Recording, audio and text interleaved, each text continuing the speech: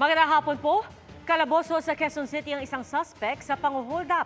Nahulihan pa siya ng baril at mga drug paraphernalia. Kita sa drone shot ng pulisya kung paano nakipaghabulan sa bubong ang suspect. Ang maksyong pagtugis tinutukan ni Jamie Santos, exclusive. Tila eksena sa pelikula ang drone video na ito ng Quezon City Police District. Kita rito ang pagtakbo sa bubong ng tinutugis nilang suspect. Nagpalipat-lipat sa mga bubong na parang gagamba. Kita rin ang pagtakbo ng mga pulis na tumutugis sa kanya. Hanggang sa wala na siyang matakbuhan pagdating sa bandang ilog. Nabulabog ang mga kalapati nang bumalik ito sa loob ng ikatlong palapag na bahay ng kanyang girlfriend para magtago. Nagtangka pa raw ang suspect na kumubli sa ilalim ng mga unan at kutsyon. Pero doon na siya nasukol ng mga pulis. Nakuha sa suspect ang isang kalibre 38 baril at ilang drug paraphernalia. Ayon sa QCPD Station 7, naging target ng kanilang hot pursuit operation ang suspect at kasamahan nito matapos mang-hold up kagabi ng 4 na katao. Una nilang nahuli ang kasamahan nito sa Harvard Street sa E. Rodriguez at ikinanta sa mga pulis ang kinaroroonan ng kasama. Sa looban ng Ermin Garcia Street, natunto ng QCPD ang suspect. Tumangging magbigay ng pahayag sa amin ng mga suspect. Ayon sa kapitan ng barangay E. Rodriguez, kilala sa kanilang lugar ang suspect na pabalik-balik na raw sa kulungan. Pabalik-balik na rin sa loob to. Madalas makuha itong mga to. Siguro tatagal na yan, may baril pa eh. Dapat manatili na siya doon. Nahuli natin siya dito sa kanyang bahay ng kanyang girlfriend matapos ang 1 oras mahigit na habulan. Medyo may pagkapalustong suspect natin na to eh. Unang-una yung robbery hold up na 4 ang kanyang biniktima nung gabi kasama ang kanyang 2 kasamahan at yung illegal possession of firearms at yung ating 9165 natin sa paggamit ng droga. Isang kasamahan pa nila ang patuloy na tinutugis. Para sa GMA Integrated News, Jamie Santos, nakatutok 24 oras. Isang Japanese national na wanted sa kanilang bansa dahil sa pagdukot at pangahalay sa mga babae, ang bistadong narito pala sa Pilipinas noon pang 2019. Pero wala na siyang kawala sa Bureau of Immigration. At tinutukan niya ni John Consulta, exclusive. Sa tapat ng banyo sa isang casino hotel sa Parañaque, nakorin ng mga tauhan ng Bureau of Immigration Fugitive Search Unit ang 38 taong gulang na lalaking Hapon. Arestado ang dayuhan sa bisa ng mission order ng BI. May warrant of arrest kasi laban sa kanya sa Osaka, Japan dahil sa kasong pang-aabuso sa kababaihan. Ayon sa BI, nakapasok na sa bansa ang Japanese national noon pang 2019 bago pa nailabas ang warrant sa Japan. Maukonsider din natin siya na isang serial rapist. Reportedly may 5 siyang naging victim sa Japan kung saan dinudukot niya sa mga parke sa Japan at dinadala niya sa madidilim na lugar at doon niya ginagahasa. Wala siya pinipiling edad pero reportedly may isang minor de edad sa kanyang mga naging biktima sa Japan. Sa impormasyong nakuha ng BI, matinding panggugulpi at paulit-ulit na pang-aabuso umano ang inaabot ng kanyang mga dinudukot na biktima sa Japan na nagsimula noong taong 2016. Naalamin din natin kung maaaring mayroon din siyang naging biktima dito sa atin bago natin siya ipa-deport pabalik sa Japan. Sinusubukan namin kunan ng pahayag ang suspect na nakakulong ngayon sa BI Detention Facility sa Bikutan habang gumugulong ang kanyang deportation procedure. Para sa GMA Integrated News, John Consulta, nakatutok 24 oras. Problema sa kulang na paradahan ang nakikita pa rin problema ng MMDA kaya marami pa rin nasisita at nahahatak ng mga sasakyang iligal na nakaparada. Tulad na lang sa boundary ng Makati at Taguig. Dahilan din daw ang mga paaralan sa pagsikip ng mga daan. Nakatutok si Rafi Tima. Ilang beses nang binabalik-balikan ng MMDA Special Operations Strike Force at ng Taguig Traffic Management Office ang bahaging ito ng Chino Rosas Avenue Extension. Pero ganito pa rin ang lagi nilang dinaratnan. Mga sasakyang iligal na nakaparada sa mismong tulay sa boundary ng Makati at Taguig. Kung sa ngayon po, medyo makulit po ang ating mga motorista na nag-illegal park, mas makulit po ang ating operation. Babalik-balikan po natin ito. Dahilan dati ng mga inaabutang nakapark dito, sandali lang naman daw sila o kaya nagpapahinga. Pero batid ng MMDA, issue talaga sa parking space ang pangunahing problema. pinag-uusapan na po natin ang pagpapatayo po ng mga common parking spaces para gayon pa man ay magkaroon po ng tamang parkingan ang mga motorista po natin. Bukod sa mga illegally parked na sasakyan, nagiging dahilan din ng pagsikip ng daloy ng trapiko dito ang ilang eskwelahan. Ayon sa Barangay Magallanes na nakakasakop sa lugar, babantayan nila ang pangako ng pamunuan ng eskwelahan na maglalagay sila ng mga sariling tauhan para pagbawalang tumambay ang mga manunundo sa mga estudyante tuwing uwian. Para sa GMA Integrated News, Rafi Tima nakatutok, 24 oras. Inirekomenda ng DILG sa Ombudsman na patawan ng preventive suspension si Bamban Tarlac Mayor Alice Guo sa gitna ng isinasagawang investigasyon sa kanya. Ay kay DILG Secretary Benher Abalos, yan ay para maiwasan ang anumang impluensya ng kanilang pagsisiyasat, gayon din sa iba pang ahensya. Wala raw kasi direktang kapangyarihan ng DILG para magsuspende o mangsibak ng mga lokal na opisyal. Base raw sa ulat ng task force na tumututok sa investigasyon kay Guo, may ilang nakababahalang detalye ng iligal na gawain na maaaring may malalaking legal na implikasyon. Kamakailan lang, sinabi ni Pangulong Bongbong Marcos na suportado niya ang investigasyon sa totoong pagkakakilanlan ni Guo at sa mga kinasasangkutang issue ng alkalde. Kabilang dito ang posibleng pagkakasangkot niya umano sa sinalakay na pogo sa Bamban. Bagay na itinanggi ni Guo at maging ang mga katanungan kung tunay ba siyang Pilipino. Good news sa mga motorista, posibleng bumaba ang presyo ng ilang produktong petrolyo sa susunod na linggo. Base sa taya ng Uni Oil, asahan ng 10 hanggang 20 sentimo na bawas presyo sa kada litro ng gasolina. Posible namang walang paggalaw o magkaroon ng hanggang 10 sentimong tapyas sa kada litro ng diesel. 3 sasakyan ang nadaganan at 4 na sakayang sugatan na bumagsak ang isang pader sa Las Piñas. Nakatutok si Darlene Kai. Yuping-yupi ang van na ito na sumalo ng pinakamalaking bahagi ng gumuhong pader ng isang subdivision sa River Drive, Barangay Almanza 2, Las Piñas. Wasak din ang unahan ng isa pang van, habang ang isang kotse basag ang salamin at may tama sa iba't ibang bahagi gaya sa bumper at bubong. Sa kabuuan, 3 sasakyan ang nadaganan ng gumuhong bahagi ng perimeter wall ng Portofino Heights Subdivision. Tumangging humarap sa camera ang mga motorista. Pero kwento nila, binabagtas nila ang River Drive bandang alas 8 kagabi. Halos zero visibility daw dahil sa lakas ng ulan. Nagulat sila nang gumuho ang pader at naipit sila. Mga sugat at bukol ang tinamo ng 4 na sakay ng mga apektadong sasakyan ayon sa Las Piñas Police. Agad daw silang nilapatan ng paunang lunas at nirespondehan ng mga otoridad. Sa sobrang lakas po ng ulan, gumuho po yung pader. So ang cause po niya, yung tubig, siguro sa tagal na siguro ng pader, siguro na tapos yung alam niyo naman tubig, naghahanap ng dadaanan.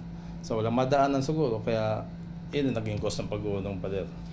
Sabi naman ng Homeowners Association ng subdivision, delikado raw ito para sa mga nakatira sa subdivision, pati sa mga motoristang dumaraan sa River Drive. Sa amin po, ang request po namin as HOA, gusto po namin talaga na lahat ng perimeter fence po namin ay mapatibay at para po maiwasan natin yung mga insidenteng ganyan.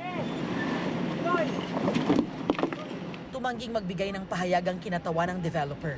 Ayon sa Las Piñas Police, may pinirmahan ng kasunduan ng developer at mga motorista. Alisin na po natin yung mga sasakyan doon, tapos yung pader na gumuho, i-clear na po yung daanan para madaanan na po ng motorista. Lahat po ng may damage na pader is tatanggalin po, iaayos po nila lahat nung sa subdivision. Sinusubukan pa ng GMA Integrated News na kunan ng pahayag ang Las Piñas LGU tungkol sa insidente. Para sa GMA Integrated News, Darlene Kai, nakatutok, 24 oras. Uso po ngayon ang mga virtual assistant. Trabaho ito na parabang secretary o personal assistant pero ang employer nasa ibang bansa. Work from home na, malaki pa ang sahod.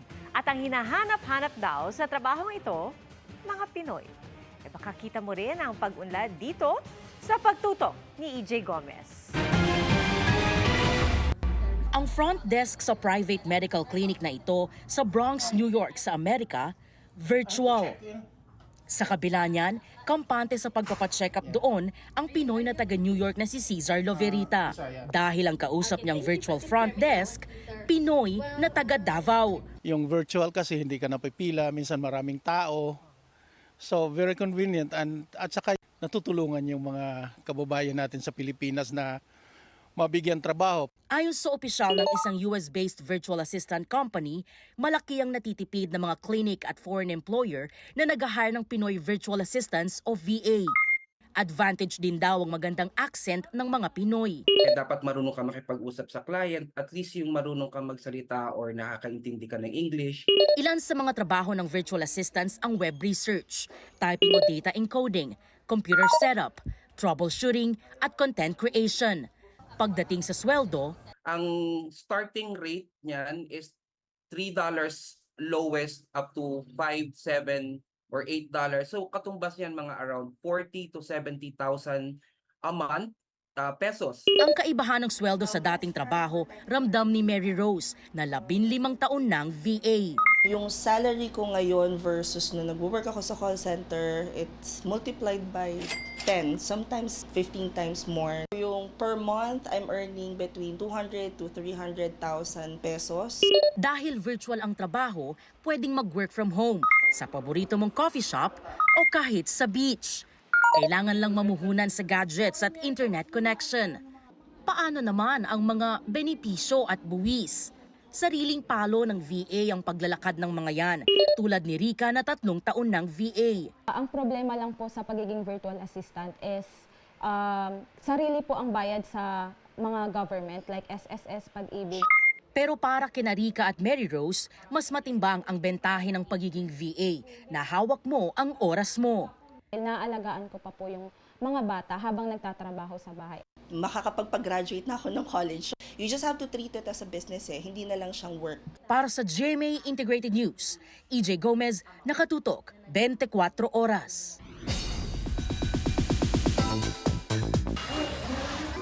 Super happy ang fans ni na My Guardian Alien star Max Collins, Sparkle actress Andrea Torres, unang Hit It host at Sparkle artist Shaira Diaz at Asia's romantic balladeer Christian Bautista sa kanilang pagpapasaya sa Kapuso Fiesta sa Manggahan Festival sa Guimaras. Sing tamis na mangga ng Guimaras ang ngiti ni Max habang kumakanta. Blooming naman si Shaira na hataw sa singalong kasamang audience. Kinilig din ang Boys of Guimaras ng kantahan ni Andrea. 3 beses namang nang harana si Christian Bautista.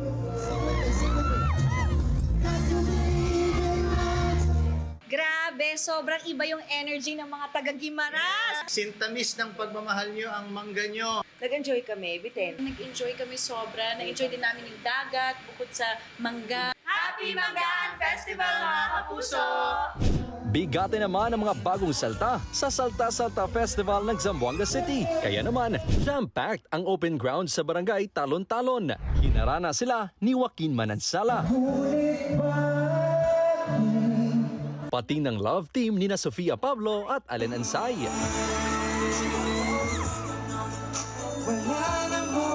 Hot performance naman ang hatid ni El Villanueva.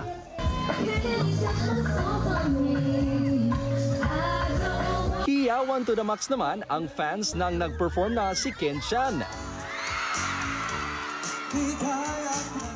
Kinilig ako for them. Grabe dinumog talaga nila. So maraming salamat. Talagang napakalakas ng energy nila. Para sa GMA Integrated News, Kim Salinas ng GMA Regional TV1 Western Visayas, nakatutok 24 oras. Dapat nating ipagtanggol ng buong tapang kung ano ang atin nang naayon pa rin sa batas. Yan po ang isa sa binigyang diin ni Pangulong Bongbong Marcos sa kanyang talupati sa seremonya ng pagtatapos ng Class of 2024 ng Philippine Military Academy. Nakatutok si Jasmine Gabriel Galban ng GMA Regional TV, 1 North, Central Luzon. Against intruders who have been disrespecting our territorial integrity, we will vigorously defend what is ours, but our conduct always guided by law. Isa ito sa mga idiniin ni Pangulong Bongbong Marcos sa commencement exercises ng Philippine Military Academy sa 4th General Gregorio del Pilar sa Baguio City kanina. Against evolving threats that harm our people and corrode social and political trust, we will be adept, we will be flexible, and we will be ready in repelling such things. Para daw may sakatuparan yan, kailangang maging handa ng mga kadete.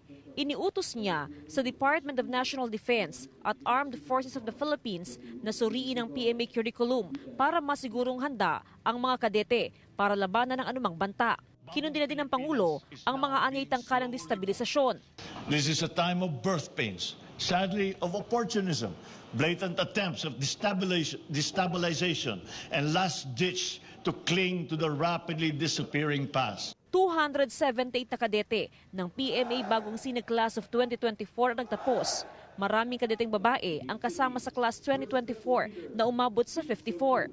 Dumalo rin sa commencement exercises si Vice President Sara Duterte. Nanguna sa PMA bagong senior class of 2024 ang 24 anyos na si Second Lieutenant Janeth Ilumba mula sa Surigao City. Ikapitong babaeng valedictorian ng PMA mula 1997. Tumanggap siya ng Presidential Saber Award. I have this inspiration that primarily came from my father, who aspired to be a public servant in as uniformed personnel, but due to circumstances he was not able to pursue, and then he encouraged me. Sa mga bagong nagtapos sa sundalo, 143 ang mapapabilang sa Philippine Army, 73 sa Philippine Navy at 62 sa Philippine Air Force. Para sa GMA Integrated News, ako si Jasmine Gabriel Galban ng GMA Regional TV 1 North Central Luzon, nakatutok 24 oras.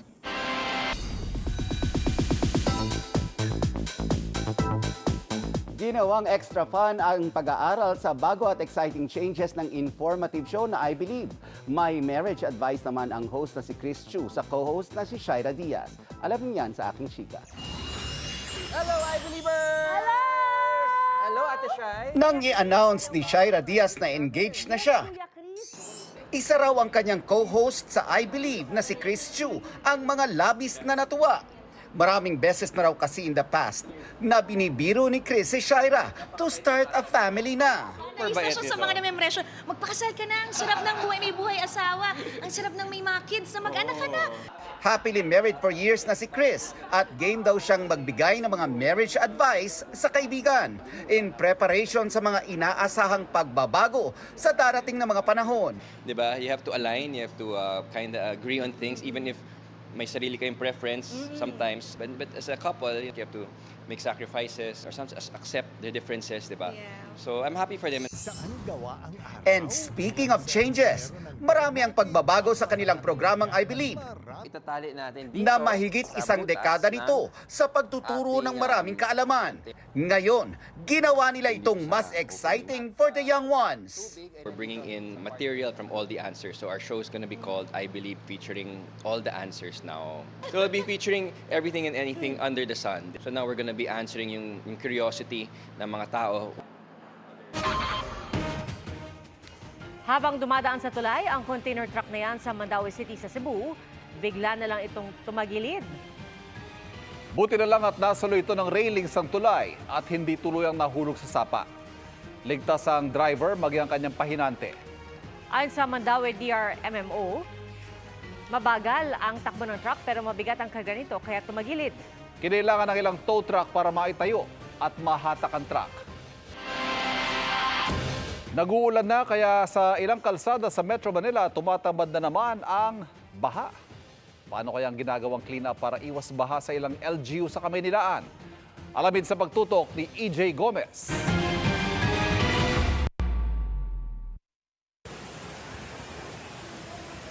May mga baha na naman sa Metro Manila ngayong napapadalas ulit ang ulan. Kaya mga street sweepers sa Quezon City, nilimas ang mga naipong basura na dala ng baha. Nililinis naman ng MMD ito pero ewan ko bakit ganyan kasi laging may basura. Sa Maynila, isa ang Taft Avenue sa di nakakaligtas sa baha kapag tag-ulan. Dito naman sa kahabaan ng Taft Avenue sa Maynila, mabilis ang gutter deep na pagbaha sa tuwing may pag-uulan. Kaya naman ang lokal na pamahalaan tutok daw ngayon sa mga mekanismo nito bilang paghahanda sa inaasahang La Nina ngayong taon. Malaking hamon daw sa mga taga-barangay 675 Zone 73 ang basurang nahakot kada araw. Sa dami ng tao nagdadaan dito, ganun karami rin yung volume ng basura na nahahakot everyday. Kaya Marso pa lang, sinimulan na raw ang declogging ng mga drainage at estero bilang paghahanda sa La Nina. We have declogging, so and then on a weekly basis then We have the weekly cleanup drive as mandated by DILG. May hakbang na rin ang Pasay City bilang paghahanda sa La Nina. Meron kaming regular talaga na cleaning up to the barangay level ng aming mga esteros and streets. And then I instructed the engineering office na i-check nila yung mga drainage, kung may mga sira pa, etc. And then nakikipagtulungan po kami sa MMDA para po sa cleaning ng mga esteros and waterways. Para sa GMA Integrated News, EJ Gomez, nakatutok 24 oras. Estudyante sa Camarines Sur patay na maaksidente ang sinasakyan niyang jeep. At sa Cebu City naman, isang pickup ang sumalpok sa bahay at tindahan. Paspasan natin ang ilang balita sa probinsya sa pagtutok ni Jonathan Andal. Pick-up truck sumalpok sa bahay at tindahan sa Cebu City, 2 sugatan. Ayon sa mga otoridad, nataranta ang driver ng pick-up nang may makasalubong na sasakyan sa pakurbang bahagi ng kalsada.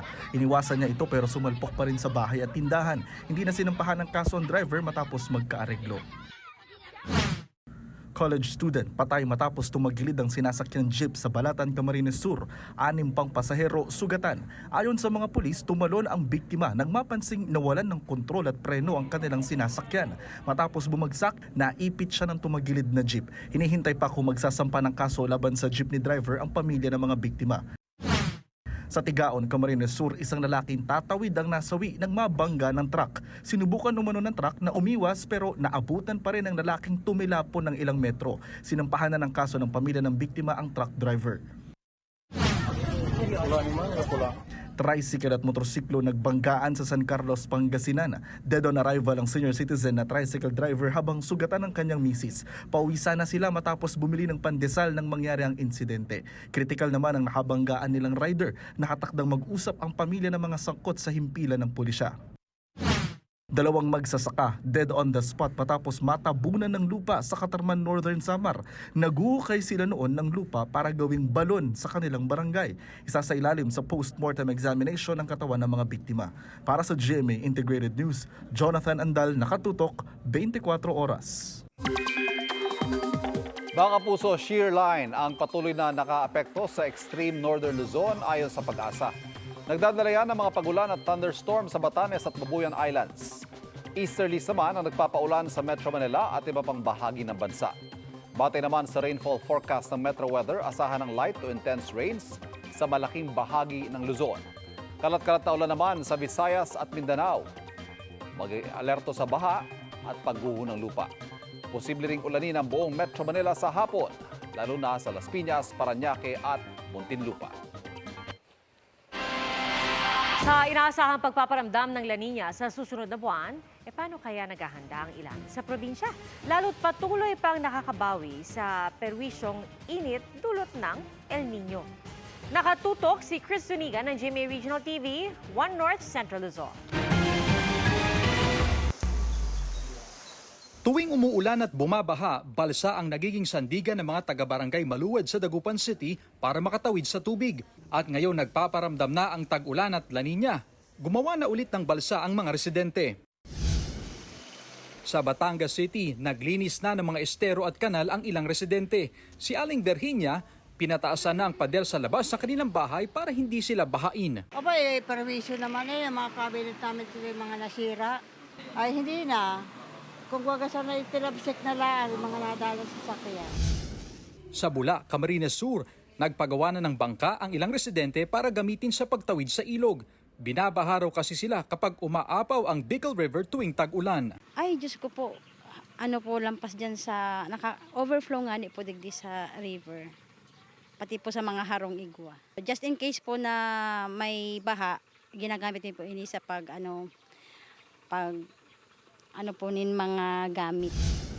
Hindi pa nagtatagal na gawing konkreto ng residenteng si Erwin ang kanilang bahay sa Milaor, Camarines Sur.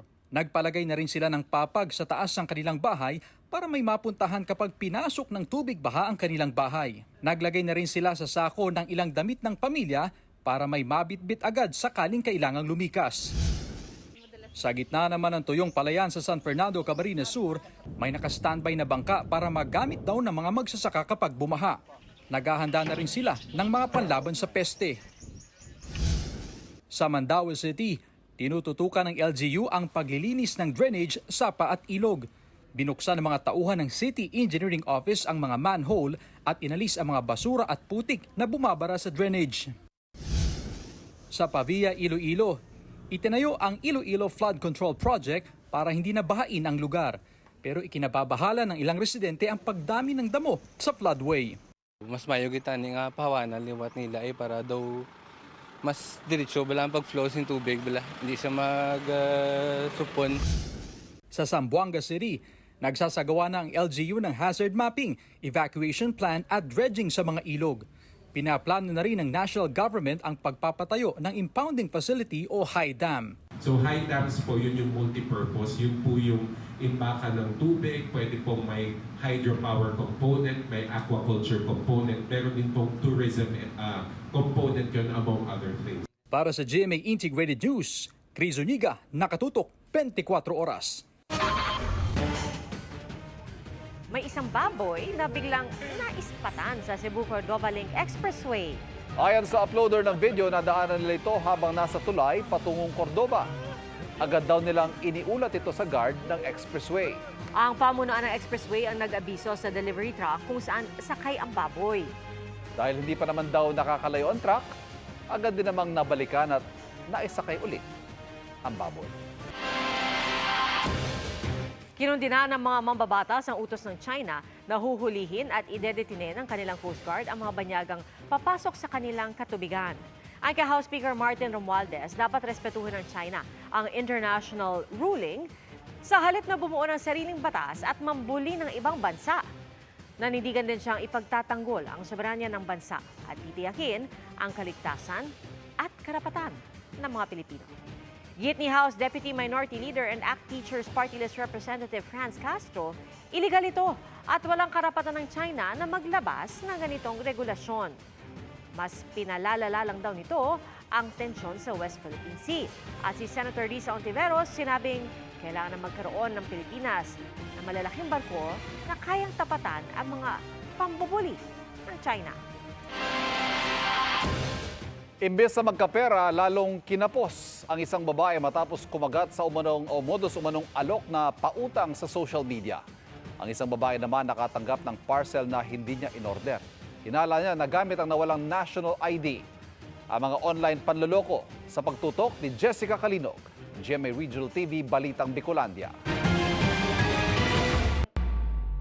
Kung may ibang excited na makatanggap ng parcel, ang 17 anyos na si Avril sa Naga City, hindi. Wala naman daw kasi siyang ino-order. Kaya laking taka niya nang magsabi ang kanyang nanay na pinadalhan siya ng parcel na may 2 damit sa loob. Nagkakahalaga raw ito ng 375 pesos. Sabi ni Avril, hindi raw kasya sa kanya ang mga damit at walang record sa kanyang online shopping app ang parcel. Kapag may parcel ako, sinasabi ko po kay mami, tapos nag-iwan po ako ng pera or kaya kapag may tumatawag po sa akin na courier, nagchat po ako kaagad sa kanila na may darating po akong parcel. Hinala niya, maaaring nakuha ang personal details niya sa kanyang nawalang national ID. Nasa loob ito ng pitaka niyang nawala noong 1 linggo. Baka yung nakapulot po nun, kasi po nahulog ko po yun nung pagbaba ko po nun sa jeep nung Thursday. Nakipag-ugnayan na siya sa barangay at sa Philippine Statistics Authority para sa nawala niyang pitaka at national ID. Ang problema naman ni Jocelyn, lalo pa siyang kinapos sa pera nang kagatin ang alok na malaking pautang ng isang lending page sa social media. Nagtiwala raw siya dahil pinadalhan siya ng mga namamahala ng page ng mga kopya ng umano'y government permit. Pero bago raw maibigay ang hiniram na pera. First, hinihiling na is collateral, so which we don't have. At ang second, yun kung magkano yung loan mo, magbibigay ka for me 70 ang kukunin ko, magbibigay ka sa amin ng 77. Nang makahanap ng pera, nagpadala ng 7,600 pesos si Jocelyn sa pangakong maire-release ang kanyang loan. Pero sinabihan daw siyang mali umano ang pinadalhang bank account, kaya di lumusot ang fund transfer. Sabi niya, in order to rectify daw lahat is magbibigay daw ako ng another 23,100, which I don't have.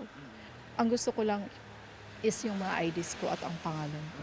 Kasi I gave 3 IDs. Ipinagbigay alam niya ang insidente sa Davao Anti-Scam Unit at nai-refer na ito sa PNP para maimbestigahan. Sinusubukan ng GMA Regional TV 1 Mindanao na kunin ang panig ng social media landing page pero wala itong tugon. Paalala naman ng mga otoridad, tiyaking may secondary license sa Securities and Exchange Commission ang kumpanya para makatiyak na lehitimo ang pagpapautang. Para sa GMA Integrated News, Jessica Kalinog, Nakatutok, 24 Oras.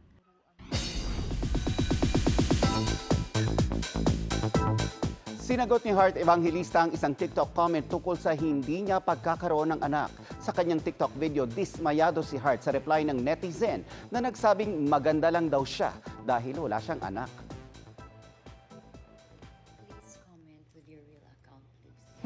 Pipikon ako sa iyo My dear, it's already 2024. I have lost 4 babies already. Don't give me Darling, nag-e-effort po ako magpaganda. And I live a very grateful and peaceful life. That makes a big difference. At yan po ang mga balita ngayong Sabado para sa mas malaking misyon at sa mas malawak na paglilingkod sa bayan. Ako po si Pia Arcangel. Ako po si Ivan Mayrina mula sa GMA Integrated News, ang News Authority ng Pilipino. Nakatutok kami 24 oras.